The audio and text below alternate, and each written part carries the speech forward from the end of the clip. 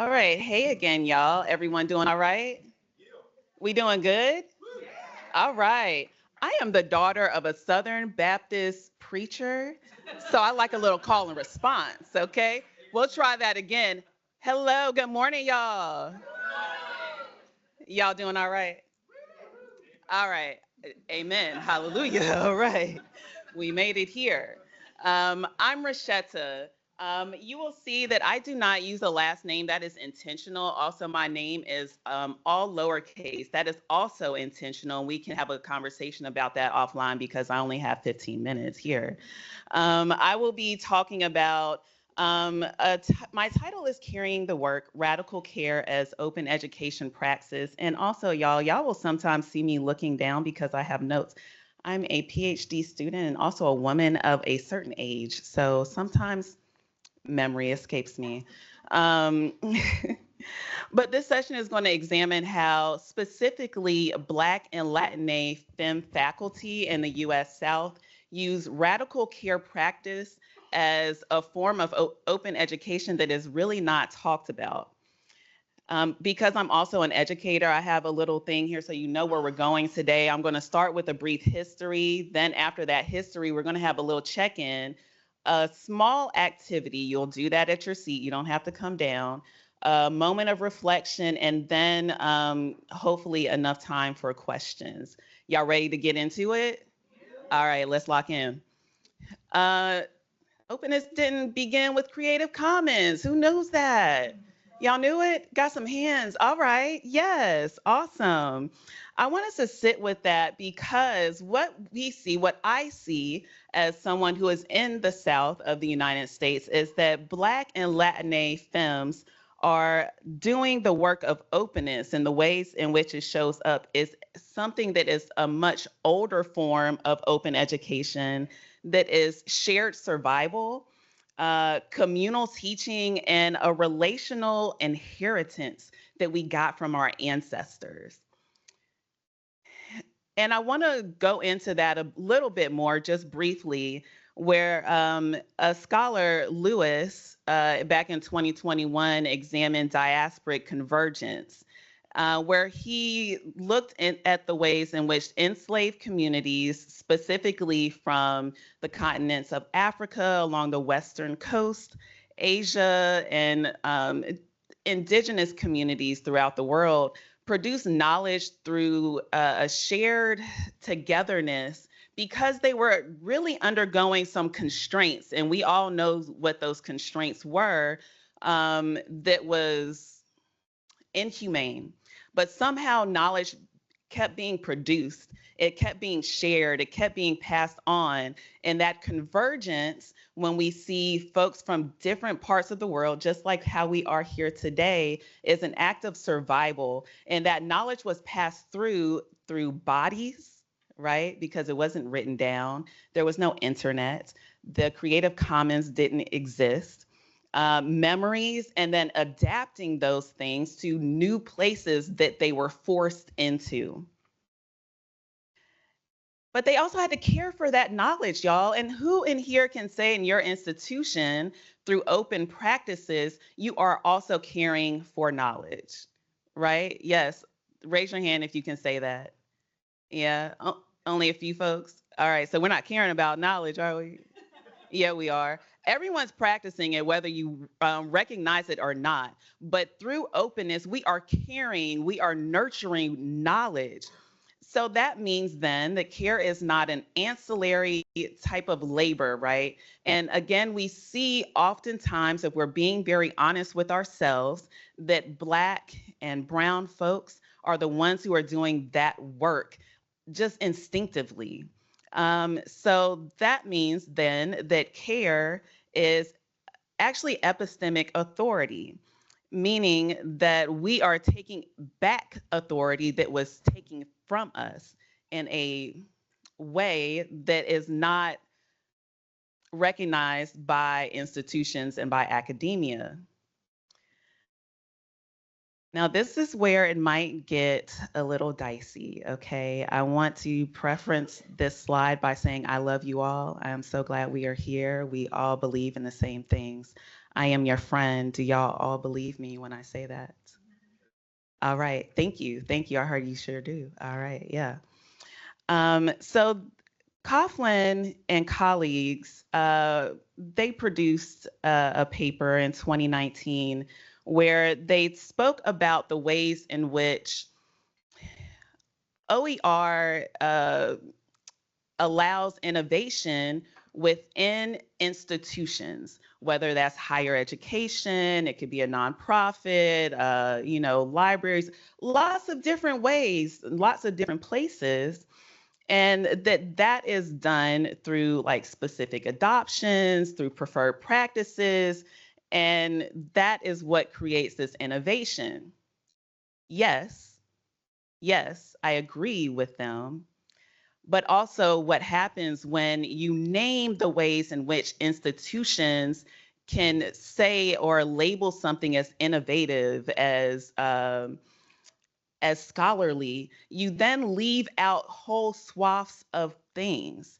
And so, what also happens is that we are not naming the fact in open education that the ways in which diasporic knowledge has been passed down from centuries and generation of folks who had no other way of passing it down, we then say that that knowledge is not legible, that it is not worth uptake. So you cannot account for lineage, for that embodied way of knowing when we label and name things as innovative and OER only using institutional labels. Again, y'all, I love you. I'm talking about myself also. So then I started looking more into epistemic exceptionalism, specifically the ways in which Palmiano Federa names that back in 2024. And specifically, this is talking about the ways in which entire like governments and, stuff like that, talking about myself from America. Okay, so Bethany, this is for me and you. But we see that inclusion is promoted outwardly. Specifically, what the author is talking about is that inclusion is promoted in a way that the folks in the West need to go to places otherwise to rescue and save. But we're ignoring the coloniality that we are so beholden to within our own country, within our own selves, within our own institutions, and we bypass that and only recognize it during political times. Right now, we are coming up in midterms in the United States, and so there's a whole lot of political talk having been going on that was not talked about for the last 2 years. We also see that replicated in our own institutions. We also see that replicated to a certain degree in openness, that inclusion is promoted outwardly, but sometimes we are leaving out the folks who are really doing the work, who are really doing the care of supporting the true spirit of openness. I wanted to pause here because I said some things that could feel jarring. It could shake you a little bit. I know if it was me, I would feel shaken because I do feel that I am doing the work until, for instance, I always say I am very anti-capitalism.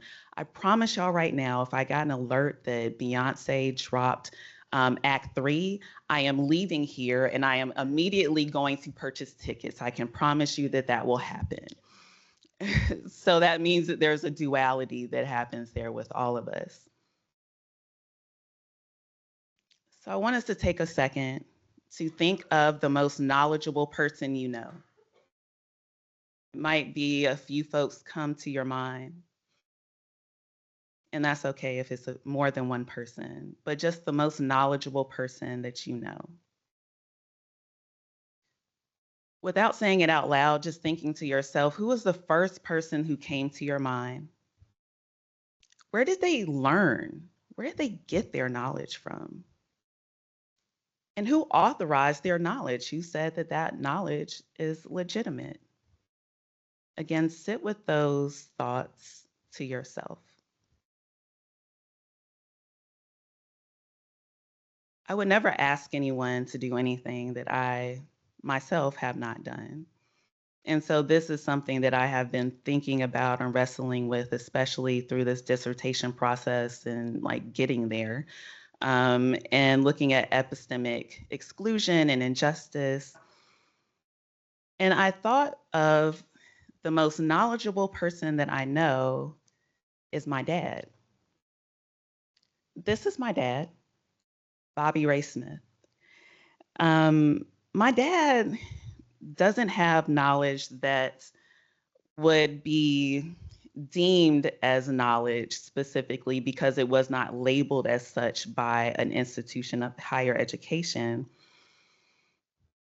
However, my dad has enough knowledge about botany and ecology that he could hold the attention of any graduate level seminar that you could ever sit against.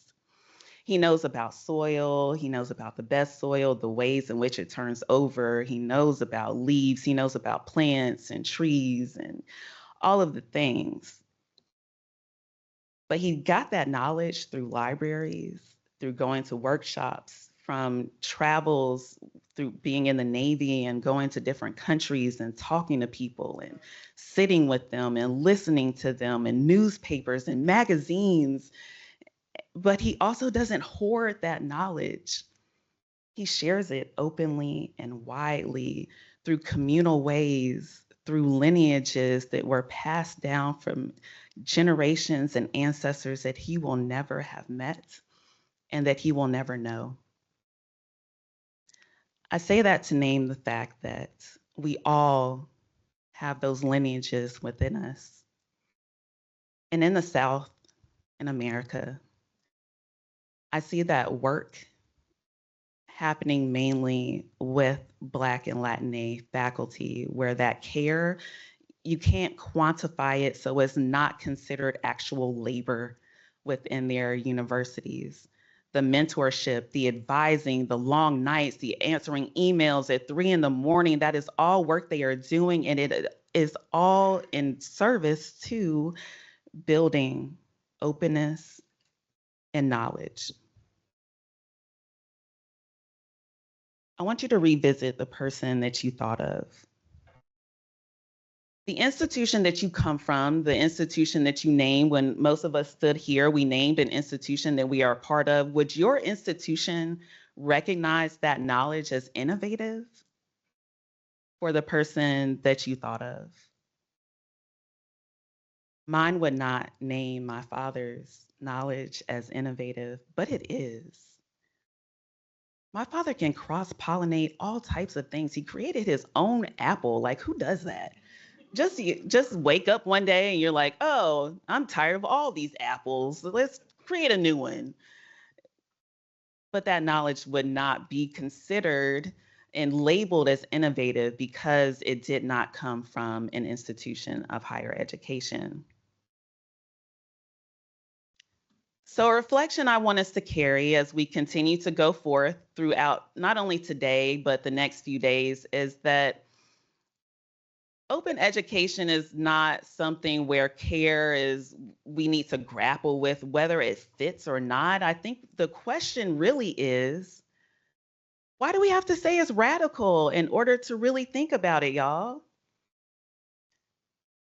These are the references that are included, and I'm very grateful to these authors and scholars. And if anyone has questions, I'm happy to be in dialogue with folks for, I don't know how much time I have left, but I'm sure someone will let me know.